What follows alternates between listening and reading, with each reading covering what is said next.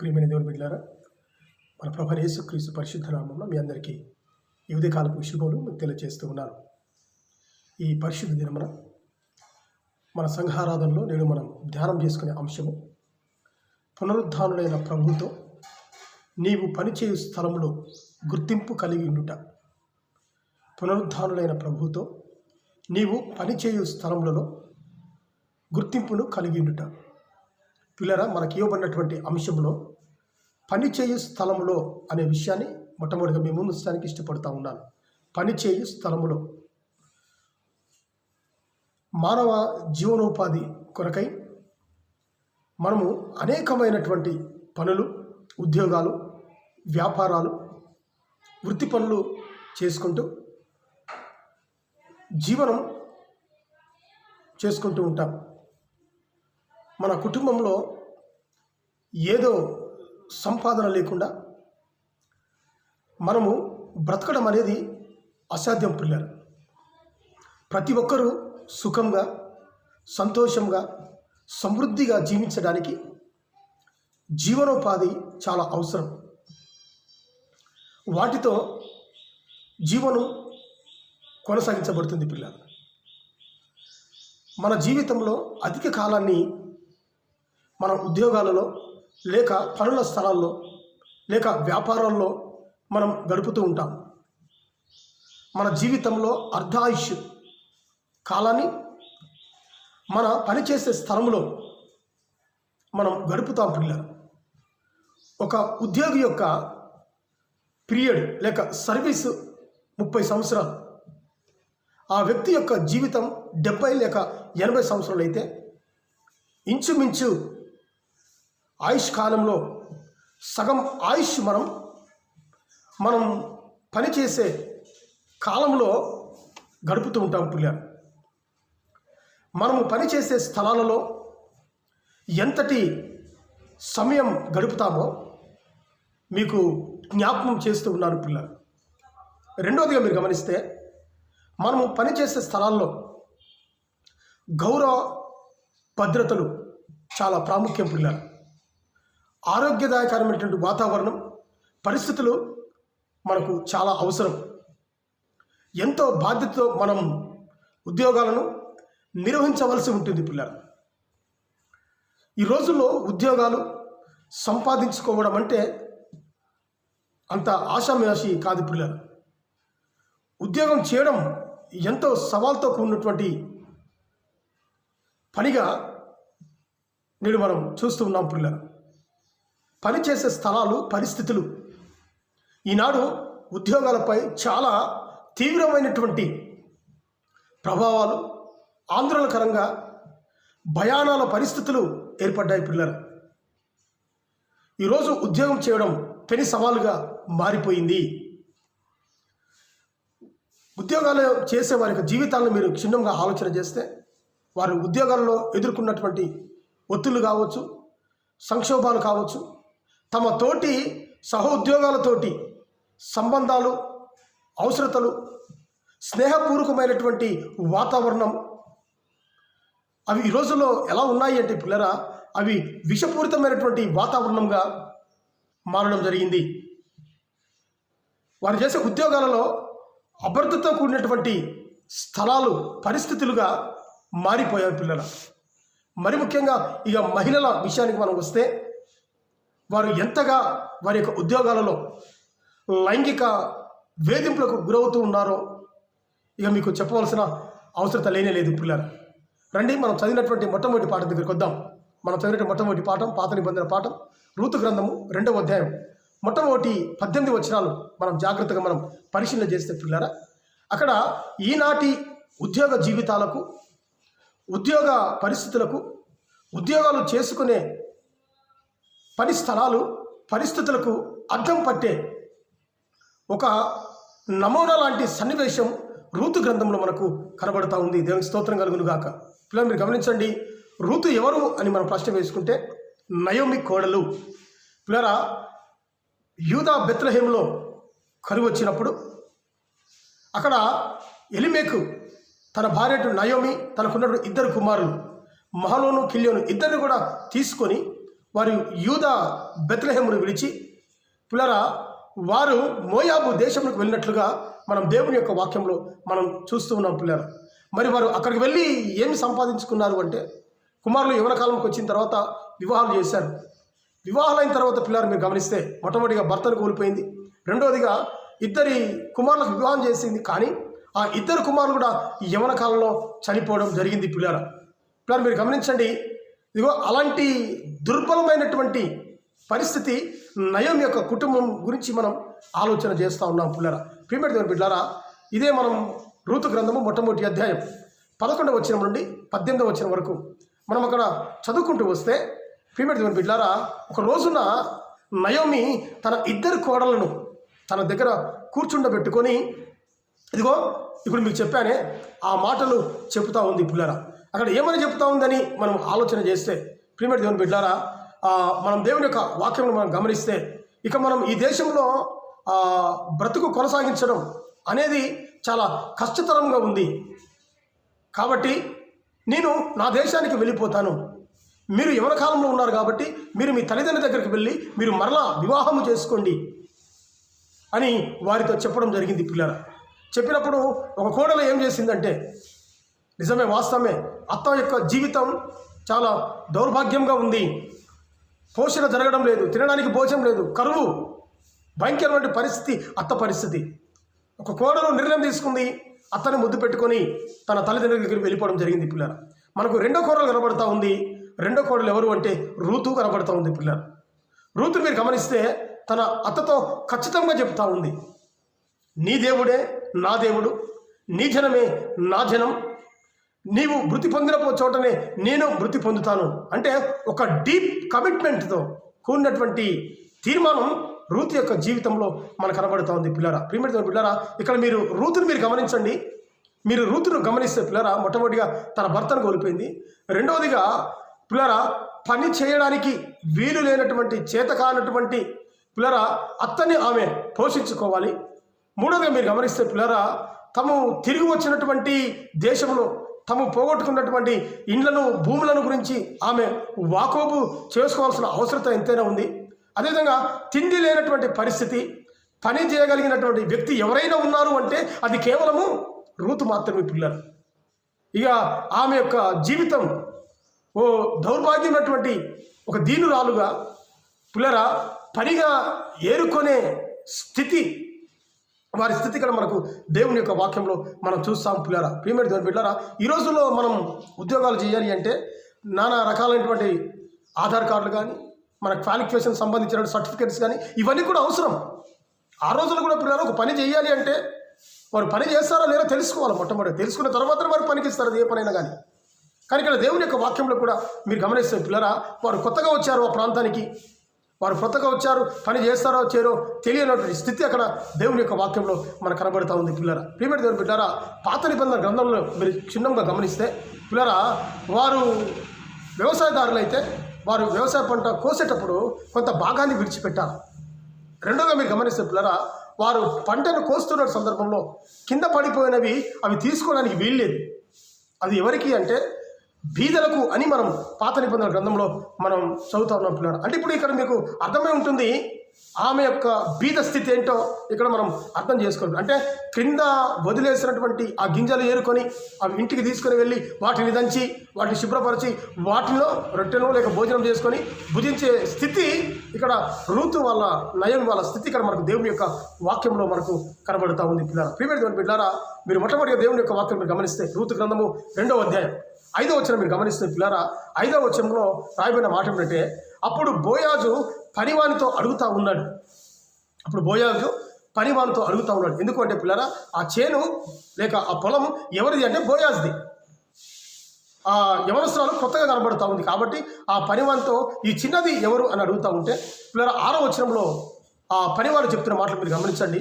పిల్లరా, బోయాజ్ ఏమని చెప్తా ఉన్నాడంటే, మోయాబు దేశం నుండి నయముతో తిరిగి వచ్చినటువంటి యవనస్తురాలుగా ఆయన ఆ మాటలు అక్కడ చెప్తున్నటువంటి సందర్భం అక్కడ మనం దేవుని యొక్క వాక్యంలో మనం చూస్తూ ఉన్నాం పిల్లరా. అంటే రూతు తన పొట్టను నింపుకోవడం కోసం ఒక కూలి వారి కంటే హీనమైనటువంటి పని చేసుకుంటూ రాలిన గింజలు ఏరుకుంటుందంటే ఎంత కడ బీదరాలో మనం దేవుని యొక్క వాక్యంలో మనం అర్థం చేసుకోవాలి పిల్లలు. అదే రూతు గ్రంథం 2వ అధ్యాయం 8వ వచనం మీరు గమనిస్తే, ఆ 8వ వచనంలో అప్పుడు బోయాజుతో రూతు మాట్లాడుతున్నాడు. అసలు వాస్తవానికి ఈ రూతు గ్రంథం 2వ అధ్యాయం అంతా కూడా బోయాజు రూతుల యొక్క సంభాషణ మనకు కనబడుతూ ఉంది పిల్లలు.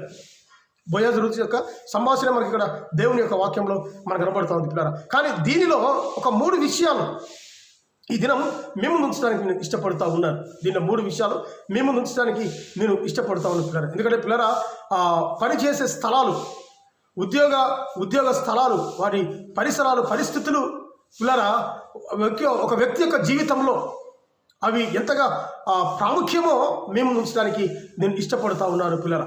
పిల్లలు మీరు గమనించండి, ఆనాడే కాదు ఈనాడే కాదు, ఆనాటి వాటిలో కూడా ఇలాంటి పరిస్థితులు ఉన్నాయి అంటే అది అతిశక్తి కాదు అనే విషయాన్ని మనం గ్రహించగలగాలి పిల్లరా. మీరు గమనిస్తే పిల్లరా, మొట్టమొదటిగా రూతు గ్రంథం 2వ అధ్యాయం 7వ వచనం మీరు గమనిస్తే, ఆమె కష్టపడి పనిచేసే ఒక యవనురాలుగా రూతు మనకు దేవుని యొక్క వాక్యంలో మనకు కనబడుతూ ఉంది పిల్లరా. కష్టపడి పనిచేసే ఒక యవనస్తురాలుగా పిల్లరా, మనకు ఒక విధవరాలుగా రూతు ఇక్కడ మనకు కనబడుతూ ఉంది పిల్లరా. పిల్లలు మీరు గమనించండి, ఒక మహిళ ఆమె జీవితంలో ఆమె జీవితానికి మనం తొంగి చూస్తే పిల్లరా, ఆమె విధవరాలు, ఆమె యొక్క యవనస్తురాలు, అభద్రత కూడినటువంటి ఆనాటి సమాజపు పరిస్థితులు అయినను ఆమె కుటుంబ పోషణ కొరకు పిల్లరా తన భుజం మీద ఆమె వేసుకున్నారనే విషయాన్ని మనం మర్చిపోకూడదు. ఆ బాధ్యతను తీసుకున్న వ్యక్తి పిల్లరా తన అహంకారాన్ని విడిచి, గమనించాలా, ఏ వ్యక్తి అయితే కుటుంబం యొక్క బాధ్యతను భుజస్కంధాల మీద వేసుకుంటాడో ఆ వ్యక్తి చేసే పని ఏంటంటే తన అహంకారాన్ని విడిచిపెడతాడు పిల్లలు. తన అహంకారాన్ని విడిచిపెట్టి ఏ పని చేయడానికైనా ముందుకు వెళ్తాడు. ఈ అహంకారం మీరు గమనిస్తే, ఇట్లాంటి ఉద్యోగాలు నేను చెయ్యాలా చాలామంది అంటారు. ఏంటయ్యా ఖాళీగా ఉన్న ఉద్యోగం చేయాలంటే, నా చదువుకు, నా క్వాలిఫికేషన్కు సరైన ఉద్యోగం కాదండి, నెపాలు చెప్పడం. ఏం చెప్పడం అనేది? నెపాలు చెప్పడం. అది నాకు సంబంధించింది కాదండి అనేసి సోమరులుగా తప్పించుకునే వ్యక్తులను మనం చూస్తూ ఉంటాం పిల్లరా ఈ లోకంలో సహజంగా. కానీ ఇక్కడ దేవుని యొక్క వాక్యంలో పిల్లరా, ఆమె భుజస్కంధాలపై కుటుంబ బాధ్యతను వేసుకున్న తర్వాత పిల్లరా, ఆమె ఏ స్థితిలోనికి వెళ్ళి, ఎందుకంటే పిల్లరా ఈ సమాజం ఏమనుకుంటుందో ఆలోచన చేయలే ఆమె. పిల్లరా, ఈనాడు మనం సమాజం చేత గుర్తించబడాలి అంటే నువ్వు చేసే ఆ చిన్న ఉద్యోగం, అది ఎన్నికలేని ఉద్యోగం కావచ్చు, దాంట్లో నీతి, న్యాయము, యథార్థత కనబడినప్పుడు ఆ సమాజం నేను గుర్తిస్తుంది. దేవుని స్తోత్రం కలుగును గాక.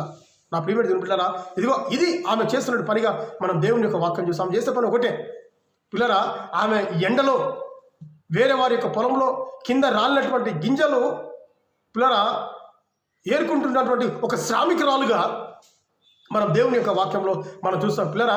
ఆమె శారీరక శ్రమను అనుభవిస్తూ ఉంది, అదేవిధంగా మానసిక శోభ పిల్లరా ఆమె అనుభవిస్తున్న సంఘటన మనం దేవుని యొక్క వాక్యంలో మనం చూస్తాం పిల్లరా. ప్రియమైన ఓవైపు ఈ సమాజంలో నలిగిపోయినటువంటి ఆ పనికి దిగజారిపోయినటువంటి స్థితికలు మనం దేవుని యొక్క వాక్యంలో మనం చూస్తూ ఉన్నాం పిల్లరా. మీరు దేవుని యొక్క వాక్యంలో మీరు గమనిస్తే పిల్లరా, ఆ పని స్థలాల గురించి మనం ఆలోచన చేసేటప్పుడు రూతు గ్రంథం 2వ అధ్యాయం 7వ వచనం మీరు చదివితే, ఆ 7వ వచనంలో ఆమె చెప్పిన మాట ఏంటంటే, ఉదయం మొదలుకొని సాయంత్రం వరకు పిల్లరా ఆమె పరిగా ఏరుకుంటూనే ఉంటుందంట. దేవుని స్తోత్రం కలుగుగాక. ఆమె కొద్దిసేపు మాత్రమే విశ్రాంతి తీసుకున్నట్లుగా మనం చూస్తాం పిల్లరా. అంటే బోయాజు అడిగాడు ఆమె పనితనం ఏమిటని అడిగినప్పుడు, ఆ సూపర్వైజర్ ఎవరైతే ఆ చైన్లో ఆ సూపర్వైజర్గా ఉంటూ పిల్లరా ఆ పనులను చూస్తూ ఉన్నాడో, ఆ వ్యవసాయ పనులు, వాడు చెప్తున్న మాట ఏమిటంటే, ఆమె ఉదయం నుండి సాయంకాలం వరకు ఆమె పరిగా ఏరుకుంటూనే ఉందండి, కొద్దిసేపు మాత్రమే కూర్చున్నట్లుగా అతను చెప్తున్న మాటలు మనం చూస్తూ ఉన్నాం పిల్లరా. రెండోదిగా పిల్లరా, మనం దేవుని యొక్క వాక్యాన్ని మనం గమనిస్తే, మీరు దేవుని యొక్క వాక్యంలో అదే 7వ వచనంలో మీరు గమనిస్తే పిల్లరా, అక్కడ ఆ పనిచేసే స్థలాలు ఎంత సున్నితంగా ఉంటాయో, ఎంత భయంకరంగా ఉంటాయో పిల్లరా, ఎంతటి అభద్రత కూడినటువంటి పరిస్థితులు ఆ పనిచేసే స్థలాల్లో ఉంటాయో ఇక్కడ మనం అర్థం చేసుకోవచ్చు పిల్లరా. 9వ వచనం దగ్గరికి వద్దాం. రూతు గ్రంథం 2వ అధ్యాయం 9వ వచనం దగ్గరికి వస్తే, ఈ 9వ వచనం పిల్లరా ఆమె పనిచేసే వారితో కలిసి పని చేస్తూ ఉంది. అంటే పిల్లలు మీరు గమనించండి, ఒక ప్రమోషన్ లాంటిది చెప్తా ఉన్నాడు. అమ్మ నువ్వు ఎవరి దగ్గరికి వెళ్ళదు, అందులోనే పని చేయి, ఒక ప్రమోషన్ లాగా మనం చూస్తూ ఉన్నాం పిల్లరా. ఒకటి దీంట్లో రెండోది మీరు గమనిస్తే, నిన్ను ముట్టకూడదని యవనస్తులకు నేను ఆజ్ఞాపించాను. అంటే ఆ రోజుల్లో కూడా అల్లరిముఖ ఉంది, ఈ రోజులే కాదు, ఈ రోజులు కాదండి, ఆ రోజుల్లో కూడా అల్లరిముఖ. ఎందుకు యవనస్తులకు తను ఆజ్ఞాపించవలసి వచ్చిందని మనం దేవుని యొక్క వాక్యంలో ఆలోచిస్తే పిల్లరా, ఈమె ఒక విధవరాలుగా, ఒక యవనస్తురాలుగా ఉంది అంటే ఆ దుర్మార్గుల కళ్ళు పడతాయి వారి మీదకి, అంతే. ఎవరు కన్ను పడతాయండి? దుర్మార్గుల కన్ను పడతాయి పిల్లలు. అందుకొరకే నిన్ను ముట్టకూడదని అల్లరి ముఖం నేను ఆజ్ఞాపించి తిని అంటే లైంగిక వేధింపులకు గురి కాకుండా ఉండడానికి అతడు ఎంత జాగ్రత్తను ఆమె విషయంలో తీసుకున్నాడో ఇక్కడ మనం దేవుని యొక్క వాక్యంలో మనం చూస్తాం పిల్లరా. ఈ రోజుల్లో ఉద్యోగాలలో ఎలాంటి పరిస్థితులు ఏర్పడ్డాయి అనే విషయాన్ని మనం గమనించాల పిల్లరా. అంటే వేధింపులకు వారు ఎలా గురవుతున్నారో మనం అర్థం చేసుకోవాలి పిల్లరా. 15వ వచనం దగ్గరికి వస్తే, అది రూతు గ్రంథం 2వ అధ్యాయం 15వ వచనం దగ్గరికి వస్తే, ఆ 15వ వచనం పిల్లరా ఆమెను ఎవరు కూడా అవమానించకూడదని చివరి చెప్తారు. అదేవిధంగా 16వ వచనం దగ్గరికి వస్తే, ఆ 16వ వచనం పిల్లరా ఆమెను గద్దింపవద్దని ఆయన దాసులకు ఆయన ఆజ్ఞాపించినట్లుగా మనం దేవుని యొక్క వాక్యం చూస్తాం. ప్రియమైన దేవుని బిడ్డారా, ఈ రోజుల్లో మీరు పనిచేసే స్థలాలు ఈ 3 విషయాలు ఏమనుకోండి, మీరు పనిచేసే స్థలాలు దేవాలయంగా మారిపోతాయి. దేవునికి స్తోత్రం కలుగును గాక. ఎలా మారిపోతాయండి? దేవాలయాలుగా మారిపోతాయి పిల్లరా. రూతు గ్రంథం 2వ అధ్యాయం 10-11 వచనాలను గమనిస్తే పిల్లరా, అక్కడ ఆమె కమిట్మెంట్, ఆమె పని చేసే విషయంలో ఎంత కమిట్మెంట్గా చేసిందో అక్కడ మన దేవుని యొక్క వాక్యం చూడాలి పిల్లరా. నీవు నీ అత్త పిల్లరా ఎలా సేవ చేస్తూ ఉన్నావో నేను విన్నాను కదా. నీ తల్లిదండ్రులు విడిచిపెట్టావు, నీ దేశం కానీ దేశానికి వచ్చావు అని చెప్పుకుంటూ పిల్లరా ఆమెను ఎంతగా అప్రిషియేట్ చేస్తూ ఉన్నాడు. అంటే ఆమె యొక్క త్యాగం గురించి ఎంత గొప్పగా, ఆమె ఎంత అంకిత భావంతో అక్కడ పని చేస్తుందో ఎంత గొప్పగా చెప్తూ ఉన్నాడు అక్కడ మనం దేవుని యొక్క వాక్యంలో మనం చూస్తూ ఉన్నాం పిల్లలు. రెండవగా మీరు గమనిస్తే పిల్లరా, రూతు గ్రంథం 2వ అధ్యాయం 14వ వచనం దగ్గరికి వస్తే, ఈ 14వ వచనంలో పిల్లరా దేవుని యొక్క వాక్యం రాయబడింది. కొన్ని తినడానికి పేలాలు అందిస్తాడండి. కొన్ని తినడానికి వాళ్ళు తింటున్నటువంటి సందర్భం, మధ్యాహ్నం లంచ్ చేస్తున్నారు, పేలాలు తింటూ ఉన్నారు. ఆ పేలాలు తింటున్నటువంటి సందర్భంలో పిల్లరా ఆయన చూస్తూ ఉన్నాడు. ఆమె కొన్ని తిన్నది కొన్ని దాచిపెట్టినట్లుగా మనం దేవుని యొక్క వాక్యంలో మనం చూస్తూ ఉన్నాం పిల్లలు. 18వ వచనంలో కదా ఆమె యొక్క మంచితనం, ఆమె బాధ్యత గల జీవితం ఇక్కడ మనకు అర్థమవుతుంది పిల్లరా. అంటే రూతు యొక్క జీవిత గాథ నేడు ఉద్యోగాలు పని చేసుకునేటువంటి స్థలాల్లో ఇబ్బందులు ఎదుర్కొనే వాళ్ళందరూ కూడా ఒక స్ఫూర్తిగా ఇక్కడ ఆమె నిలిచినటువంటి ధైర్యశాలిగా మనం దేవుని యొక్క వాక్యం మనం చూస్తూ ఉన్నాం పిల్లరా. ప్రియమైన దేవుని బిడ్డలారా, ఆమె ఎందుకు తన అత్తగారికి ఇచ్చిందంటే, నేను ఒక్కదాన్ని తినడం కాదు, నాతో పాటు నా అత్తగారు కూడా తినాలి, నా అత్తగారు కూడా తినాలి, నా కడుపు ఒక్కటి తింటే కాదు, నా అత్తగారు కడుపు కూడా నిండాలి అనే మంచి దైవిక లక్ష్యం కలిగినటువంటి రూతుగా మనం దేవుని యొక్క వాక్యంలో మనం చూస్తూ ఉన్నాం పిల్లరా. ప్రియమైన దేవుని బిడ్డలారా, ఆమె అలాంటి పరిస్థితుల్లో కూడా ఎంత కష్టపడి ఎంత చెమటోడ్చి పని చేస్తుందో మనం దేవుని యొక్క వాక్యంలో మనం చూస్తాం. ఇంకా ముందుకు మనం ఆమె జీవితంలోకి మనం వెళ్ళి చూస్తే పిల్లరా, దేవుని యొక్క వాక్యంలో ఆమెను ఏ విధంగా అప్రిషియేట్ చేస్తూ ఉన్నాడో 2వ అధ్యాయం 12వ వచనం గమనిస్తే, యెహోవా నీవు చేసిన దానికి ప్రతిఫలం ఇచ్చును, ఇశ్రాయేలు దేవుడైన యెహోవా రెక్కల క్రింద నీవు సురక్షితంగా ఉండుగాకని ఆమెను దీవిస్తున్నట్లుగా ఇక్కడ మనం దేవుని యొక్క వాక్యంలో మనం చూస్తాం. ప్రియమైన దేవుని బిడ్డారా, ఒక విధవరాలుగా పొట్ట చేత పట్టుకొని తన అత్తను తీసుకొని వచ్చి ఈ బెత్లెహేము ప్రాంతంలో రొట్టెల ఇంట్లో ఉంటూ ఉండగా పిల్లరా ఒక కడు బీదరాలకు ఎంత ఆశీర్వాదం వచ్చిందో ఇక్కడ మీరు గమనించండి. ఏ యజమాని యొక్క పొలంలో అయితే ఈమె కష్టపడి పని చేసిందో, పరిగా ఏరుకుందో, అదే యజమానికి భార్య అయినట్లుగా దేవుని యొక్క వాక్యంలో మనం చూస్తాం. దేవునికి స్తోత్రం కలుగునుగాక. ప్రియమైన దేవుని బిడ్డారా, చాలా గొప్ప స్థితికి ఆమె వెళ్ళిపోయినటువంటి సందర్భం. అంతేకాదు పిల్లరా, మీరు దేవుని యొక్క వాక్యంలో మత్తయి సువార్త మొట్టమొదటి అధ్యాయం 5వ వచనం మీరు గమనిస్తే అక్కడ ఆమె గర్భంలో దావీదు జన్మించినట్లుగా, దావీదు గోత్రం నుండి యేసుక్రీస్తు ప్రభువారు వచ్చినట్లుగా ఆమె యొక్క చరిత్రలో, ఆమె జీవిత గాథలో మనం చూస్తూ ఉన్నాం. పిల్లలు మీరు గమనించండి, ఒక అన్యురాలు, అదేవిధంగా ఒక విధవరాలు, అదేవిధంగా మీరు గమనిస్తే పిల్లరా ఒక బీదరాలు ఆ దేశానికి ఐశ్వర్యవంతురాలైంది. కారణం ఏమిటి అంటే ఆమె పనిలో నైపుణ్యత అనే విషయాన్ని మనం గమనిస్తా ఉన్నాం. ప్రియమైన దేవుని బిడ్డారా, మన జీవితాల్లో కూడా ఈ వినయం, సాత్వికం, తగ్గింపు ఎప్పటికైనా ఉన్నతమైన స్థితిలోకి తీసుకుని వెళ్తుందండి. కానీ ఎప్పుడైతే మన జీవితాలలో అహంకారం, గర్వం ఉంటుందో ఎప్పటికైనా అది క్రూరదోస్తుంది, మనల్ని దిగదారుస్తుంది, దిక్కులేని వారిగా చేస్తుంది. పిల్లరా, మనం పనిచేసే స్థలాలలో పిల్లరా రూతు జీవితం అద్దం పట్టేలాగా పిల్లరా మనకు కనబడుతూ ఉంది అని మొట్టమొదటి పాఠంలో మనం చూస్తూ ఉన్నాం. మొట్టమొదటిగా.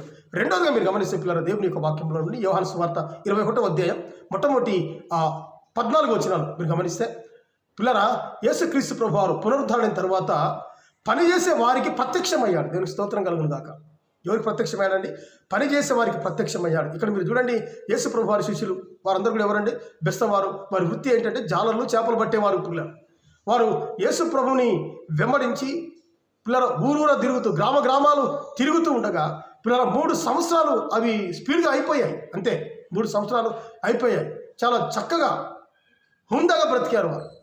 కానీ ఎప్పుడైతే యేసుక్రీస్తు ప్రభువారు చనిపోయారో పిల్లల వారిలో నిరుత్సాహం మనం చూడొచ్చు. ఎందుకంటే పిల్లల యేసుక్రీస్తు ప్రభువారు ఉన్నప్పుడు అన్నీ సమకూర్చబడ్డాయి వారి జీవితాల్లో, దేనికి లోటు లేదు. కానీ యేసుక్రీస్తు వారి దగ్గర లేనప్పుడు పిల్లల వారు ఎలాంటి స్థితికి వచ్చారంటే వారు తినడానికి భోజనం లేని స్థితికి వారు వచ్చేసారు.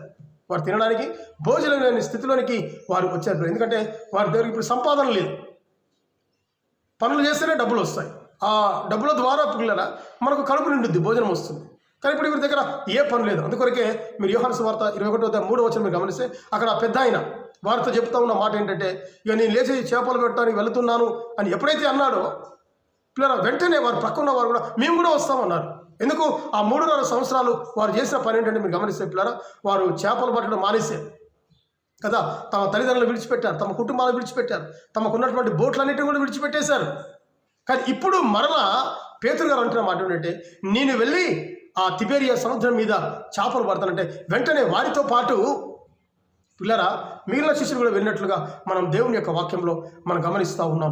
ప్రియమైన దేవుని పిల్లరా, a life without Christ, a profession with Christ అంటే పిల్లరా క్రీస్తు తోటి వృత్తి లేక క్రీస్తు లేక చేసే పనుల యొక్క పరిస్థితి వీరి యొక్క జీవితంలో మనం నేర్చుకుంటాం. ప్రియమైన దేవుని బిడ్డారా, మనం దేవుని యొక్క వాక్యంలో మీరు గమనిస్తే యోహాను సువార్త 21:4 మీరు గమనిస్తే పిల్లారా, వారు క్రీస్తు లేనప్పుడు ఎంతటి వైఫల్యం పొందారో, క్రీస్తు వచ్చిన తర్వాత వారు ఎంతగా విజయాన్ని సాధించారో అక్కడ మనం దేవుని యొక్క వాక్యం చూడవచ్చు.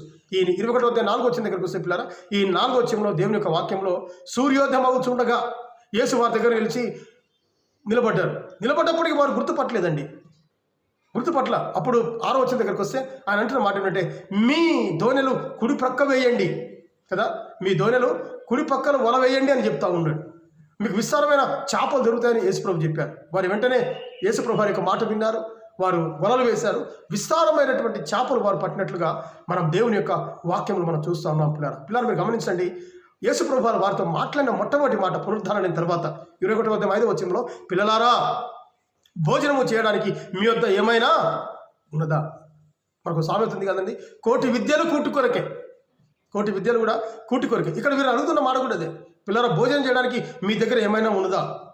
పిల్లరా పునరుద్ధారుడైనటువంటి క్రీస్తు వారిని ఎరిగిన వారై ఈ మాటలు వారిని అడుగుతూ ఉన్నాడు. పిల్లరా 10వ దగ్గరకు వస్తే 10వ పిల్లరా, మీరు ఒట్టి చేతులతో మీ పట్టిన చేపలు కొన్ని తీసుకొని రండి అని యేసుక్రీస్తు ప్రభువారు వారికి చెప్తూ ఉన్నారు.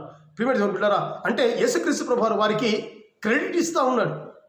ఏం చేస్తున్నాడు? వారికి క్రెడిట్ ఇస్తూ ఉన్నాడు. సత్యాన్ని మనం గమనించాలి పిల్లరా. అంతేకాదండి, యేసుక్రీస్తు ప్రభువారు చూడండి, వారు వస్తూ ఉండగా ఒకవేళ అనిపించింది ఏంటంటే ఆయన ఎంత మంచి వంటకాలు చేస్తారో. వారు వస్తూ ఉండగానే చేపలు సిద్ధం చేశాడు, నిప్పుల మీద వేశాడు, ఒక అప్పం కూడా తయారు చేసినట్లుగా మనం దేవుని యొక్క వాక్యం చూస్తాం. అంటే ఆయన వారు సిద్ధపరిచి వారికి పర్సనల్గా యేసుక్రీస్తు ప్రభువారే వారికి వడ్డించి వారి యొక్క ఆకలి తీర్చినట్లుగా మనం దేవుని యొక్క వాక్యంలో మనం చూస్తాం. ప్రియమైన దేవుని పిల్లరా, యేసుక్రీస్తు ప్రభువారు వారి యొక్క పనిలో వారికి సహాయం చేయడం ద్వారా యేసుక్రీస్తు ప్రభువారి యొక్క ప్రత్యక్షతను వారు పొందుకున్నట్లుగా మనం దేవుని యొక్క వాక్యంలో మనం చూస్తూ ఉన్నాం. ప్రియమైన దేవుని బిడ్డారా, ఈ దినాల్లో మనం కూడా క్రీస్తుని కలిగి మనం ఉన్నప్పుడు మన జీవితాల్లో మనం విజయాన్ని పొందుకుంటాం. ఒకవేళ క్రీస్తుతో కలిసి మనం ఉద్యోగాల్లో పని చేయకపోతే, మన వ్యాపారాల్లో, మన కూలి పనుల్లో, వృత్తి పనుల్లో ఆయనతో కలిసి మనం పనులు చేయకపోతే మన జీవితాల్లో ఆశీర్వాదం రాదు అనే విషయాన్ని ఇక్కడ మనం అర్థం చేసుకోగలగాలి పిల్లలు. అది రెండవదిగా. మూడవదిగా మీరు గమనిస్తే పిల్లరా, అపొస్తలుల కార్యం 9వ అధ్యాయం 36 నుండి 40 వరకు మనం జాగ్రత్త చదివితే అక్కడ పిల్లరా తబిత అనే శిష్యురాలు పిల్లరా దేవునికి నమ్మకంగా ఉండి పిల్లరా దేవుని బిడ్డగా ఆమె ఏ విధంగా జీవించిందో పిల్లరా ఆమె గురించి మనం నేర్చుకుంటాం. ఈ అపొస్తలుల కార్యం 9వ అధ్యాయం 37 మీరు చదివితే పిల్లరా ఆమె కాయిల పడి చనిపోయినట్లుగా దేవుని యొక్క వాక్యం రాయబడింది. పిల్లలు అంటే ఆమె జబ్బు చేసి చనిపోయినట్లుగా మనం దేవుని యొక్క వాక్యం చూస్తాం. పిల్లరా చాలామంది ఏమనుకుంటారంటే భక్తులు జబ్బులు రావండి అనుకుంటారు చాలామంది. కానీ నా ప్రియమైన దేవుని బిడ్డారా, ఈ భౌతిక దేహం ఎప్పుడైనా అది నశించిపోయేది పిల్లరా. ఎప్పుడు ఈ వాతావరణంలో అది గురవుతూ ఉంటుంది పిల్లలు. కాబట్టి వ్యాధులు రోగాలు ఈ సృష్టిలో ఈ వాతావరణంలో గురి కావాల్సిందే. మనిషికి వ్యాధులు రోగాలు రావాల్సిందనే విషయాన్ని మనం గమనించాలి. రెండవదిగా 9:36 మీరు గమనిస్తే పిల్లరా, సత్క్రియలు ధర్మకార్యాలు బహుగా చేసిందని దేవుని యొక్క వాక్యంలో రాయబడింది. అందుకొరకే ఆమె జబ్బుపడి చనిపోయినట్లుగా దేవుని యొక్క వాక్యం మనం చూస్తాం పిల్లరా. పక్కనే పేతురు గారు ఉన్నారు. ఆ పేతురు గారిని పిలిపించుకొని వారి దగ్గర ప్రార్థించమని అడుగుతుండగా పిల్లరా, కొంతమంది విధవరాలు ఇదిగో దోర్క తమకు కుట్టినటువంటి అంగీలను వస్త్రాలను చూపిస్తూ వారు ఆమె యొక్క ప్రేమను వివరిస్తూ ఏడుస్తూ ఉన్నటువంటి సంఘటన ఇక్కడ మనం దేవుని యొక్క వాక్యంలో మనం చూస్తూ ఉన్నాం పిల్లరా. ఆమె యొక్క ధర్మకార్యాలు సత్కార్యాలు ఆమెను బ్రతికించాయి. దేవుని స్తోత్రం కలుగును గాక. అందుకని వెంటనే పేతురు గారు వారి ప్రక్క పంపించేసి అక్కడనే మోకరించి ప్రార్థన చేసి పిల్లరా, ఆయన ప్రార్థిస్తుండగా ఆ మృతదేహానికి తిరిగి ప్రాణం వచ్చినట్లుగా మనం దేవుని యొక్క వాక్యంలో మనం చూస్తూ ఉన్నాం పిల్లరా. ప్రియమైన దేవుని బిడ్డారా, ఆ చనిపోయే రోజు మనం ఏంటో వ్యక్తమవుతుంది పిల్లరా. ప్రజలకు వ్యక్తమవుతుంది. ఈమె చనిపోయింది, ఆమె గురించి ప్రజలు ఏమని చెప్పుకున్నారు అంటే పిల్లరా, ఆమె విధవరాళ్లకు పరిశుద్ధులకు ఆమె సత్క్రియలు చేసి దానాధర్మాలు చేసేది అని ఆమె గురించి మనం దేవుని యొక్క వాక్యాలను మనం చూస్తాం. అందుకొరకే ఆ సత్క్రియని ఆమెను బ్రతికించాయి. ఆ ప్రియమైన దేవుని బిడ్డారా, దేవుని సేవ చేసే వారికి, అదేవిధంగా ఆ విధవరాళ్లకు అక్కర్లో ఉన్న వారికి సహాయం చేసినటువంటి బిడ్డ పిల్లరా ఈనాడు బ్రతికింది అనే విషయాన్ని ఇక్కడ మనం దేవుని యొక్క వాక్యంలో మనం చూస్తున్నాం పిల్లరా. ఈనాడు దేవుడు మనకిచ్చినటువంటి వృత్తులు కావచ్చు, ఉద్యోగాలు కావచ్చు, వ్యాపారాలు కావచ్చు, బాధ్యతలు కావచ్చు, తలాంతులు కావచ్చు, వీటన్నిటిలో క్రీస్తును చూపించే వారంగా నేను మనందరూ కూడా ఉండాలి పిల్లలు. అదే ఆ దొరక జీవితంలో మనం నేర్చుకుంటాం పిల్లరా. మనం చనిపోయిన తర్వాత మన గురించి ఏమని మాట్లాడుతుంటారో చాలాసార్లు ఒక సేవకునిగా ప్రేయర్ మీటింగ్స్ వెళ్తూ ఉంటాను పిల్లలు. ఆ ప్రేయర్ మీటింగ్స్లోకి వెళుతున్నప్పుడు పిల్లరా, వాడు తాగి చచ్చిపోయిన గురించి అన్ని మంచి మాటలు చెప్తారు. వాడు బ్రతుకున్నప్పుడు భార్యను కొట్టి భార్యను చంపిన గురించి మంచిగానే మాట్లాడుతూ ఉంటారు పిల్లలు. ఉద్యోగాలకు ఎగనామం చేసి సస్పెండ్ అయిన గురించి వాడు చచ్చిపోతే వాడి గురించి అన్ని మంచి మాటలు చెప్తారు.